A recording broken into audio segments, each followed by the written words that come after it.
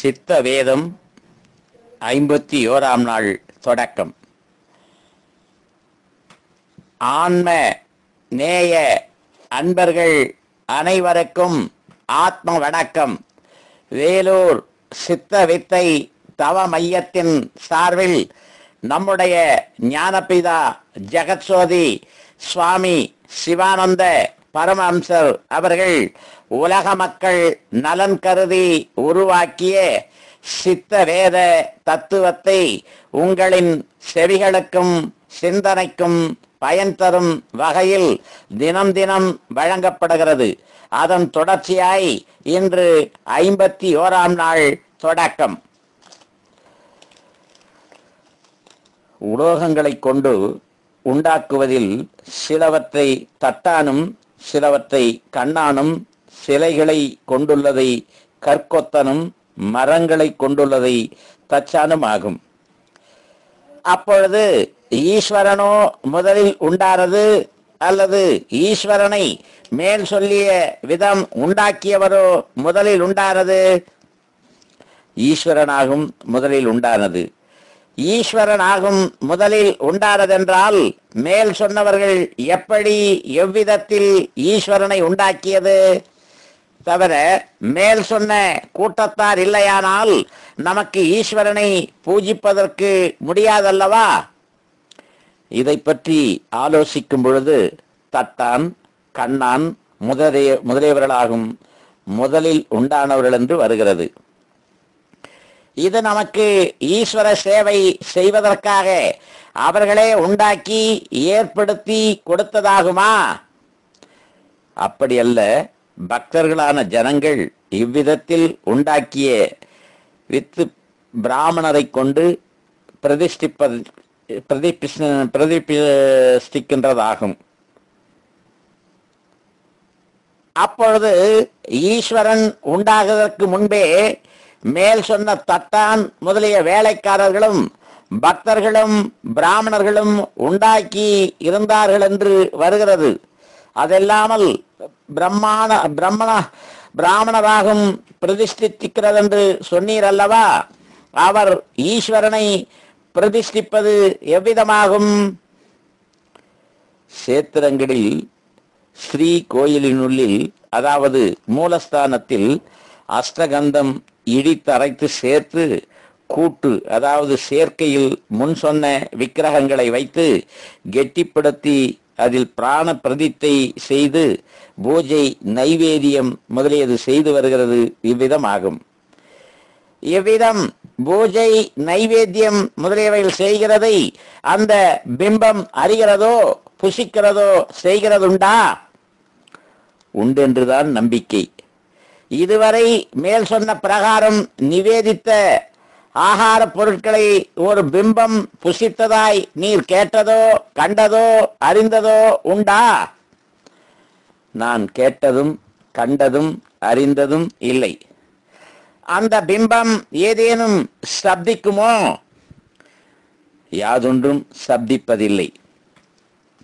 அதெல்லாமல் மரத்தின் துண்டாயிருந்தது ஈஸ்வரன் என்றால் இக்காணுகின்ற தூணும் குத்துகின்ற உரலும் உலக்கையும் ஈஸ்வரன் அல்லவா? நீர் அவைகளையும் பஜனை செய்ய வேண்டியதல்லவா? அதாவது ஒரே மரத்தினுடைய ஒரு துண்டு கொண்டு ஈஸ்வரனையும் மற்றொரு துண்டு கொண்டு உரலினையும் வேறொரு துண்டு கொண்டு உலக்கையும் உண்டாக்கியதாகும். அதனை பஜனை செய்வதும் பூஜிக்கவும் தொழவும், அதாவது கும்பிடவும் வேண்டியதல்லவா? அந்த மூன்று வஸ்துக்களையும் மரத்துண்டு உண்டாக்கியது ஒருவன் தானே அல்லவா? நீர் என்ன காரணத்தால் உரலையும் உலக்கையும் மேல் சொன்னது போல செய்கிறதில்லை? அது ஒரு உருவமாய் உண்டாக்கப்படவில்லை. அப்போது ஈஸ்வர உருவத்தை உண்டாக்கியது ஆச்சாரியாகும் என்று வருகிறது. ஆனால் ஈஸ்வர உருவத்தை உண்டாக்கிய ஆச்சாரி அல்லவா பூஜிக்க வேண்டியது? ஆச்சாரி மேல் சொன்ன ஈஸ்வர உருவத்தை உண்டாக்கியது என்று மாத்திரமே இருக்கிறது. அதற்கு வேண்டியதான பிராண பிரதிஷ்டை, பூஜை, நைவேத்தியம் முதலியதுகளை செய்து நிலைநிறுத்திய பொழுது மாத்திரமே அதற்கு சக்தி உண்டாயிருந்தது. அவ்விதம் செய்தது யாராகும்? பிராமணராகும். ஆனால் அந்த பிராமணரை பூஜித்தால் போதாதா? மரம், கல், உலோகம் முதலியவை கொண்டு உண்டாக்கிய பாவைகளை, அதாவது பொம்மைகளை பூஜிக்க வேண்டுமா? சுவாமி, அந்த பிரதிஷ்டைக்கு யாதொரு சக்தியும் இல்லை என்றா சொல்லுகிறீர்கள்? ஆம், ஏனென்றால் பிராண பிரதிஷ்டை என்று சொன்னால் பிராணனை ஸ்தாபிப்பது அல்லது நிலைநிறுத்துவது என்று அர்த்தமாகும். பிராணன் என்பது தன்னில் தானே இருக்கின்ற வஸ்துவாகும். அப்படி தன்னுள் இருக்கின்ற பிராணனை உலோகங்களை கொண்டோ மற்றோ உண்டாக்கியதான பொம்மைகளில் பிரதிஷ்டை என்றதானால் அது பிரதிஷ்டவருடைய பிராணன் அச்சமயம் அவரிலிருந்து நசித்து பிணமாயிருக்க வேண்டும். அந்த பிரகாரம் பிராண பிரதிஷ்டை செய்த யாராகிலும் தற்சமயம் பிணமாய் போயிருக்கிறார்கள் என்று கேட்டதோ கண்டதோ அறிந்ததோ உண்டாயிருந்ததா? கேட்டதும் கண்டதும் அறிந்ததும் இல்லை. ஆனால் தன்னில் இருக்கின்ற பிராணனை முன் சொன்ன பொம்மைகளில் பிரதிஷ்டித்து அவைகளுக்கு சக்தி கொடுக்கத்தக்க திறமையுள்ளவர் ஒருவர் உண்டாயிருந்தாரையானால் அதிலும் எவ்வளவு பெரிதான குணம் உலகத்தில் உண்டாவதற்கிடம் இருக்கிறது. அது என்னவென்றால், உலகத்தில் அநேக ஜனங்கள் செத்து போகிறார்கள். செத்து போகிறது என்பது பிராணம் நசிக்கிறதல்லவா? அப்படி பிராணம் நசித்த பொழுது முன் சொன்ன பொம்மையில் பிராணனை பிரதிஷ்டிப்பதற்கு சக்தி உள்ளவருக்கு சத்து போன ஜடத்தில் பிராணனை பிரதிஷ்டித்து அதற்கு சக்தியை கொடுத்தால் எவ்வளவோ பெரிய உபகாரமா இருக்கும் அல்லவா? அதுவும் அல்லாது இப்பிரகாரம் பிரதிஷ்டித்துள்ள இடத்திற்கு போகும்போது உமதெண்ணம் அவ்விடத்தில் யார் இருக்கிறார் என்றாகும்? ஈஸ்வரன் இருக்கிறது என்றாகும். ஆனால் நீர் அவ்விடத்திற்கு சென்ற பிறகு எவ்விதம் கும்பிடுகிறீர்? என்னவாகும் கும்பிடும் சமயத்தில் உம்முடைய எண்ணம்? என்னுடைய கைகள் இரண்டும் கூப்பி சேர்த்து எனது நெஞ்சில் வைத்து கும்பிட்டு என்னுடைய ஈஸ்வரா என்னை காப்பாற்ற வேண்டும் என்றாகும். அது நீர் செய்வது மிகவும் தவறாகும். அது ஏனென்றால் கோயிலில் பிரதிஷ்டித்துள்ள அந்த பொம்மையாகும் ஈஸ்வரன் என்பதா இருந்தது. நீர் அவ்விடம் போகும்பொழுதுள்ள சங்கல்பம் அந்த பிரகாரம் சங்கற்பித்தது கொண்டாகும். நீர் அங்கே போகிறதற்கிடமாயிற்று. அப்படி சங்கல்பித்த நிலைமைக்கு என்னுடைய ஈஸ்வரா என்று சொல்லி அவனவனுடைய நெஞ்சில் கைகள் வைத்து கும்பிடுவது கூடாது. அங்கே பிரதிஷ்டித்துள்ள பொம்மையினுடைய நெஞ்சில் கைகள் இரண்டும் கூப்பி வைத்து கோயிலில் நுள்ளில் பொம்மையில் பிரதிஷ்டித்துள்ள ஈஸ்வரா என்றாகும் சொல்ல வேண்டியிருந்தது.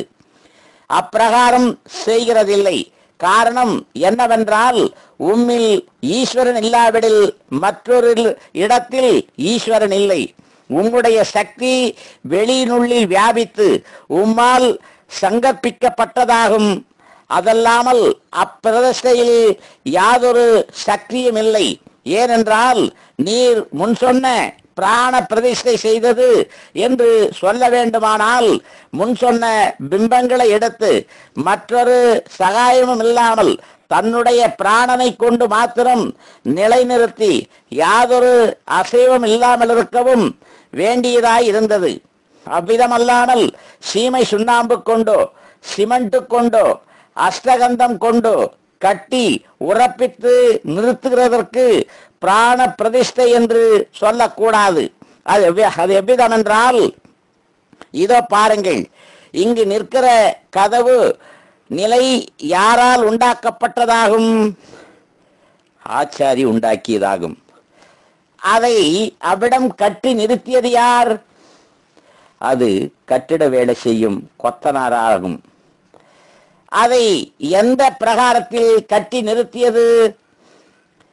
அந்த கதவு நிலையை வைத்து கல்படுத்தி சுண்ணாம்பு போட்டு அதிலாகும் கட்டி நிறுத்தியது. ஆனால் இக்காணுகிற கதவு நிலை ஒரு ஆச்சாரியால் உண்டாக்கப்படுவதும் கொத்தனாரால் கட்டி நிறுத்திய பிரகாரம்தான் பொம்மைகளை உண்டாக்குவதற்கு தெரிந்தவர். அவைகளை உண்டாக்குவதும் கட்டி நிறுத்துவதற்கு தெரிந்தவர். அஷ்டகந்தத்தினாலோ சீமை சுண்ணாம்பினாலோ சிமெண்டினாலோ வைத்து கட்டி நிறுத்துவதும் செய்கிறார்கள். இவ்விதம் நிறுத்திய பொம்மைகளாகும் ஈஸ்வரென்று நாம் பூஜிக்கின்றதோ. நன்று. நாளைக்கு தொடர்வோமா? ஆத்ம வணக்கம்.